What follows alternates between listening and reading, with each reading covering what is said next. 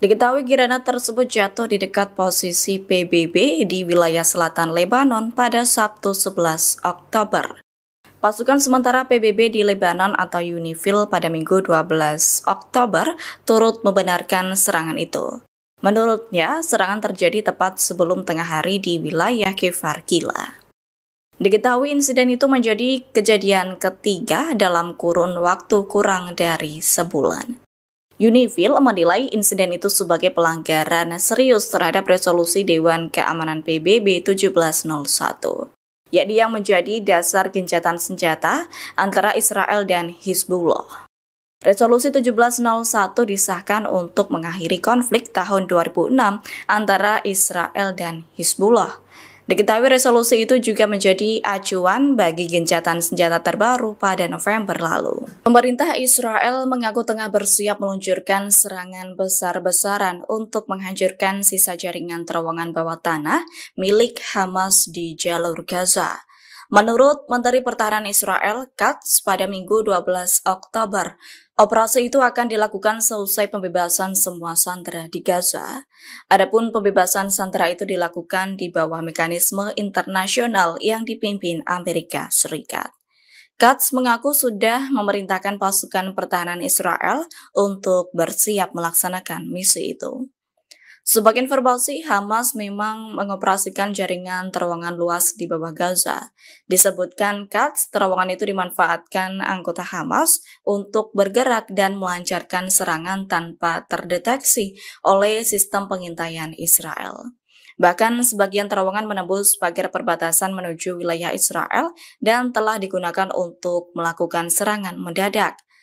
Selama 2 tahun perang yang dipicu oleh serangan lintas batas Hamas pada 7 Oktober 2023, sebagian besar terowongan telah dihancurkan.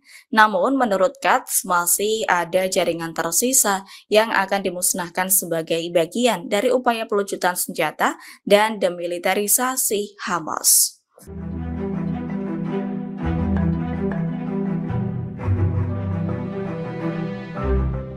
Presiden Amerika Serikat Donald Trump menyatakan perang di Gaza telah resmi berakhir selesai tahap awal gencatan senjata disetujui antara Israel dan Hamas. Bahkan Trump menyatakan keyakinannya situasi di kawasan akan kembali normal dengan adanya perdamaian ini. Dilansir dari tribunnews.com, pernyataan itu disampaikan Trump langsung dari dalam pesawat kepresidenan Air Force One saat Trump terbang menuju Israel pada Senin 13 Oktober. Diketahui Trump memang dijadwalkan berpidato di hadapan parlemen Israel. Selain itu, Trump juga akan bertemu dengan Perdana Menteri Israel Benjamin Netanyahu dan para keluarga sandera. Kemudian para pemimpin dari lebih 20 negara juga akan bergabung dengan Presiden Amerika Serikat di Mesir. Pertemuan itu bertujuan untuk menghadiri pertemuan puncak mengenai masa depan Gaza. Namun perwakilan Israel dan Hamas tidak akan menghadiri upacara tersebut. Sebagai informasi dari kesepakatan yang diumumkan Trump pada akhir September, seluruh 48 sandera Israel, baik yang masih hidup maupun yang sudah meninggal, akan dievakuasi dari Gaza. Tentara Israel diperkirakan akan menerima sandera yang masih hidup pada Senin 13 Oktober sekira pukul 8 pagi waktu setempat dari 3 lokasi di Gaza. Pemerintah Israel masih tetap kekeh menghancurkan pasukan Hamas meski kini menyepakati gencatan senjata. Menteri Pertahanan Israel mengaku akan menghancurkan terowongan Hamas dan memusnahkan semua milisi. Israel menegaskan bahwa pihaknya akan melancarkan operasi besar-besaran menghancurkan sisa terowongan bawah tanah milik Hamas di jalur Gaza. Menteri Pertahanan Israel, Katz, mengatakan bahwa operasi ini akan dilakukan seusai pembebasan seluruh sandera selesai dilakukan. Katz juga menegaskan bahwa dirinya sudah memerintahkan pasukan pertahanan Israel untuk melaksanakan misi operasi tersebut. Katz meyakini masih banyak jaringan terowongan tersisa buatan Hamas yang harus dimusnahkan dalam upaya melucuti senjata senjata dan demilitarisasi Hamas. Amerika Serikat yang mempelopori gencatan senjata ini juga telah menegaskan bahwa pihaknya menjadi jaminan bahwa Israel tak akan menyerang Gaza dalam fase gencatan senjata. Hal ini bahkan disampaikan langsung oleh Presiden Amerika Serikat Donald Trump. Amerika Serikat juga mengerahkan setidaknya 200 pasukan mereka untuk menjaga Gaza dari kemungkinan serangan dari Israel.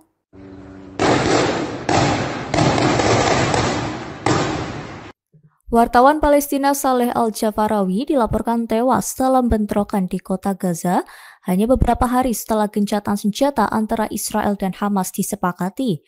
Pria berusia 28 tahun itu dikenal luas karena liputannya tentang perang 2 tahun antara Israel dan Gaza. Sumber Palestina menyebut kepada media bahwa Al-Jafarawi ditembak serta dibunuh oleh anggota milisi bersenjata saat meliput bentrokan di lingkungan Sabra, kota Gaza. Badan Sanad Al Jazeera memverifikasi rekaman yang menunjukkan tubuh Al-Jafarawi mengenakan rompi bertuliskan pres di bagian belakang sebuah truk. Ia dilaporkan hilang sejak Minggu 12 Oktober 2025 pagi. Menurut sumber di Kementerian Dalam Negeri Gaza, bentrokan tersebut melibatkan milisi bersenjata yang diduga berafiliasi dengan pendudukan Israel. Pasukan keamanan disebut telah mengepung kelompok tersebut, namun para milisi menembaki warga yang sedang kembali dari Gaza Selatan ke kota Gaza. Meski gencatan senjata masih berlaku, otoritas di Gaza memperingatkan bahwa situasi keamanan tetap rapuh. Di satu sisi, Al-Jafarawi pernah mengaku hidup dalam ketakutan akibat ancaman dari Israel atas pekerjaannya sebagai jurnalis. Hingga kini, lebih dari 200 pekerja media telah kehilangan nyawa di wilayah konflik tersebut. Tawanan Israel yang ditahan di jalur Gaza dilaporkan akan dibebaskan pada 13 Oktober 2025. Informasi tersebut disampaikan oleh radio militer Israel Galei Tzahal pada Minggu 12 Oktober 2025. Proses pembebasan akan berlangsung dalam 2 tahap dimulai pukul 8 waktu setempat atau pukul 5. Tahap pertama akan dilakukan di 2 lokasi berbeda, sedangkan tahap kedua di lokasi ketiga dijadwalkan segera menyusul. Dilaporkan AS memiliki keyakinan tinggi bahwa proses tersebut akan segera terlaksana. AS juga tidak akan menempatkan pasukan lapangan di Gaza atau wilayah Palestina yang diduduki. Namun, seorang pejabat AS mengungkapkan kepada The Jerusalem Post bahwa sekira 200 tentara Amerika akan tiba di wilayah pendudukan dalam beberapa hari ke depan. Pasukan tersebut tidak bertugas tempur, melainkan membangun pusat koordinasi kemanusiaan untuk membantu rekonstruksi dan distribusi bantuan di Gaza.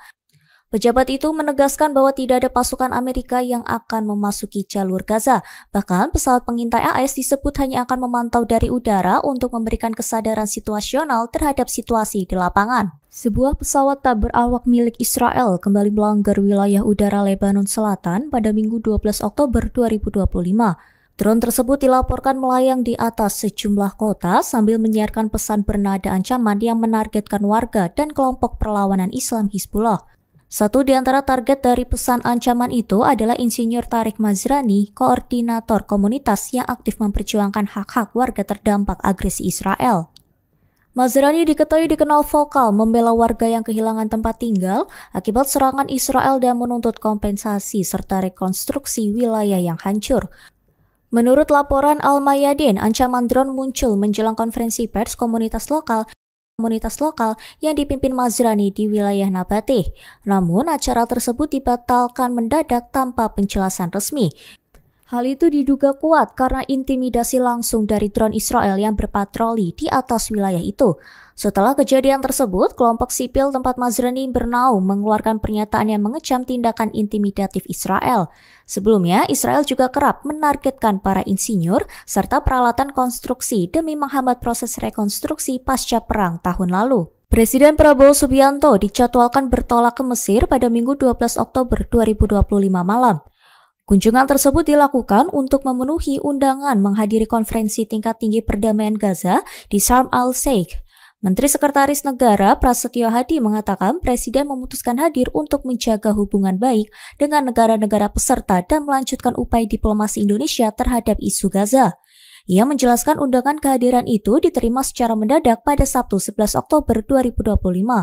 Meski waktunya singkat, Presiden Prabowo disebut tetap memilih untuk datang karena pembahasan dalam KTT dinilai penting bagi masa depan perdamaian Palestina. Menurut Prasetyo, pihak penyelenggara berharap kehadiran Indonesia dapat memperkuat upaya negosiasi yang sedang berlangsung antara berbagai pihak. Ia menambahkan kehadiran Presiden juga menjadi bentuk komitmen Indonesia untuk terus mendukung proses perdamaian di Timur Tengah khususnya di Gaza. Namun, Prasetyo mengaku belum mengetahui secara pasti agenda lengkap Presiden selama di Mesir. Ia menyebut ada kemungkinan KTT diisi dengan diskusi tertutup maupun sesi penandatanganan kesepakatan. Secara khusus beliau mendapatkan undangan, memang juga agak mendadak kalau dari sisi waktu, tetapi bahwa undangan tersebut betul-betul memohon kesediaan kehadiran dari Bapak Presiden Prabowo karena itu bagian dari kelanjutan perundingan yang semoga insya Allah itu bisa membawa perdamaian di Palestina dan terutama di Gaza gitu.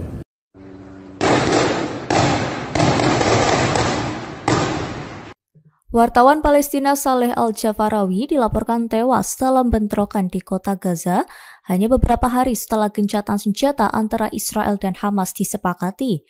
Pria berusia 28 tahun itu dikenal luas karena liputannya tentang perang 2 tahun antara Israel dan Gaza. Sumber Palestina menyebut kepada media bahwa Al-Jafarawi ditembak serta dibunuh oleh anggota milisi bersenjata saat meliput bentrokan di lingkungan Sabra, kota Gaza. Badan Sanad Al Jazeera memverifikasi rekaman yang menunjukkan tubuh Al-Jafarawi mengenakan rompi bertuliskan pres di bagian belakang sebuah truk. Ia dilaporkan hilang sejak Minggu 12 Oktober 2025 pagi. Menurut sumber di Kementerian Dalam Negeri Gaza, bentrokan tersebut melibatkan milisi bersenjata yang diduga berafiliasi dengan pendudukan Israel. Pasukan keamanan disebut telah mengepung kelompok tersebut, namun para milisi menembaki warga yang sedang kembali dari Gaza Selatan ke kota Gaza. Meski gencatan senjata masih berlaku, otoritas di Gaza memperingatkan bahwa situasi keamanan tetap rapuh. Di satu sisi, Al-Jafarawi pernah mengaku hidup dalam ketakutan akibat ancaman dari Israel atas pekerjaannya sebagai jurnalis. Hingga kini, lebih dari 200 pekerja media telah kehilangan nyawa di wilayah konflik tersebut. Perdana Menteri Israel Benyamin Netanyahu menilai bahwa kemenangan Israel di Gaza tidak bisa diraih tanpa keberhasilan militer. Yang kembali menyinggung istilah kemenangan mutlak yang telah digaungkannya selama 2 tahun terakhir. Pada hari yang sama, Kepala Staf Militer Israel juga menyatakan bahwa pasukan mereka telah memenangkan pertempuran melawan Hamas di Gaza. Meski demikian, berbagai pihak menilai Israel belum mencapai tujuan perang yang ditetapkan sejak awal. Kemenangan yang diklaim Israel dianggap tidak diperoleh melalui cara militer, melainkan lewat perjanjian gencatan senjata dan proses negosiasi. Sementara itu, malam pembebasan tawanan Israel dari Gaza disambut haru oleh keluarga para korban. Mereka mengaku bahagia namun tetap berhati-hati karena belum semua kerabat berhasil pulang dengan selamat. Di sisi lain, Presiden Amerika Serikat Donald Trump dijadwalkan mengunjungi Israel pada Senin 13 Oktober pagi. Trump tiba sekira pukul 9:30 waktu setempat dan akan berpidato di parlemen Israel sebelum melanjutkan perjalanan ke Sharm el-Sheikh, Mesir. Kunjungannya dilakukan untuk menghadiri pertemuan puncak dengan para pemimpin dari lebih 20 negara yang akan membahas krisis Gaza dan prospek perdamaian kawasan. Perdana Menteri Israel Benyamin Netanyahu menilai bahwa kemenangan Israel di Gaza tidak bisa diraih tanpa keberhasilan militer. Yang kembali menyinggung istilah kemenangan mutlak yang telah digaungkannya selama 2 tahun terakhir. Pada hari yang sama, Kepala Staf Militer Israel juga menyatakan bahwa pasukan mereka telah memenangkan pertempuran melawan Hamas di Gaza. Meski demikian, berbagai pihak menilai Israel belum mencapai tujuan perang yang ditetapkan sejak awal. Kemenangan yang diklaim Israel dianggap tidak diperoleh melalui cara militer, melainkan lewat perjanjian gencatan senjata dan proses negosiasi. Sementara itu, malam pembebasan tawanan Israel dari Gaza disambut haru oleh keluarga para korban. Mereka mengaku bahagia namun tetap berhati-hati karena belum semua kerabat berhasil pulang dengan selamat. Di sisi lain, Presiden Amerika Serikat Donald Trump dijadwalkan mengunjungi Israel pada Senin 13 Oktober pagi.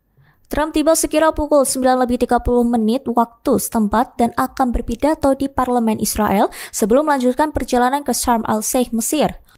Kunjungannya dilakukan untuk menghadiri pertemuan puncak dengan para pemimpin dari lebih 20 negara yang akan membahas krisis Gaza dan prospek perdamaian kawasan. Presiden AS Donald Trump berikan pujian kepada Hamas dalam konferensi pers di Gedung Putih pada Jumat 10 Oktober malam waktu setempat. Trump menyebut bahwa Hamas adalah orang-orang tangguh, cerdas dan sebagai negosiator yang baik. Mengutip Palestine Chronicle pada Desember 10, pujian kepada Hamas itu dilontarkan Trump saat ditanya mengenai soal jaminan. Terlebih, tentang jaminan apa yang diberikannya kepada Hamas untuk meyakinkan mereka bahwa Israel tidak akan melanjutkan pemboman setelah para tawanan dikembalikan. Lantas, Trump menggambarkan Hamas sebagai orang-orang yang sangat tangguh dan cerdas. Sekaligus menyebut bahwa pemimpinnya merupakan seorang negosiator yang baik. Trump menambahkan bahwa Hamas memiliki banyak hal dan menyebut bahwa jika mereka memanfaatkannya, mereka akan sangat sukses. Lebih lanjut, Trump menambahkan bahwa jika perang berlanjut, itu akan menjadi kehancuran total dan mengklaim bahwa Hamas tidak menginginkannya. Presiden Amerika Serikat Donald Trump menyatakan perang di Gaza telah resmi berakhir. Hal itu diperkuat seiring dimulainya tahap awal gencatan senjata antara Israel dan Hamas.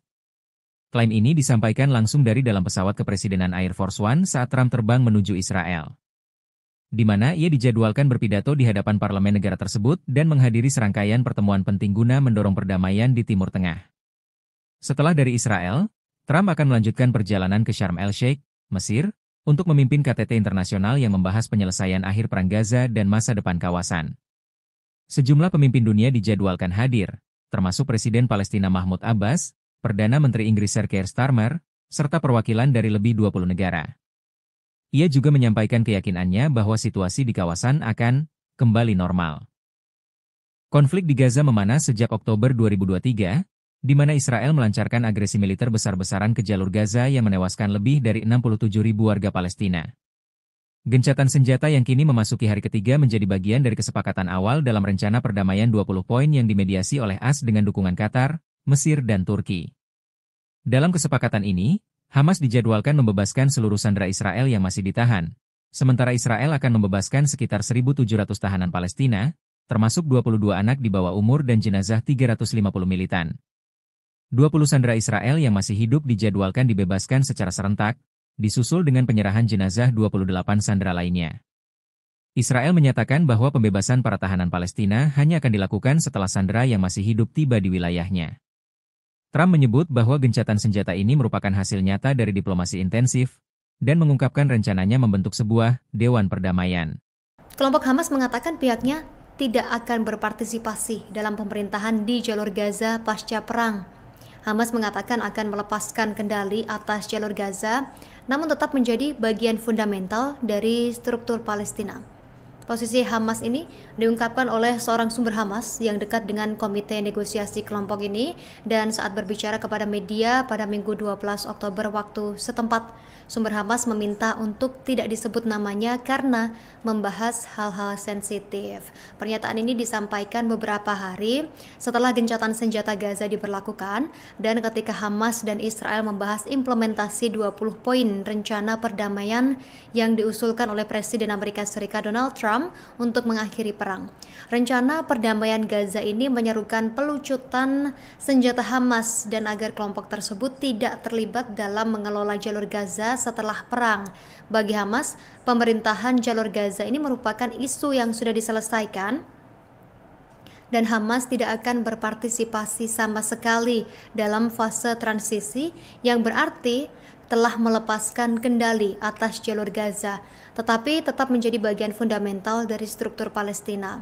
Berbeda dengan kelompok militan lainnya yang lebih berpengaruh di kawasan tersebut, kepemimpinan Hamas di masa lalu ini terpecah belah dalam isu-isu penting Tribunars, termasuk mengenai pemerintahan Gaza di masa depan. Namun untuk kali ini, menurut sumber Hamas, tampaknya tidak ada perpecahan di antara para anggota senior Hamas, termasuk dalam hal pelucutan senjata yang sejak lama digambarkan oleh kelompok tersebut sebagai red line. Hamas menyetujui gencatan senjata jangka panjang dan senjatanya tidak akan digunakan sama sekali selama periode ini, kecuali jika terjadi serangan Israel terhadap Gaza. Dilaporkan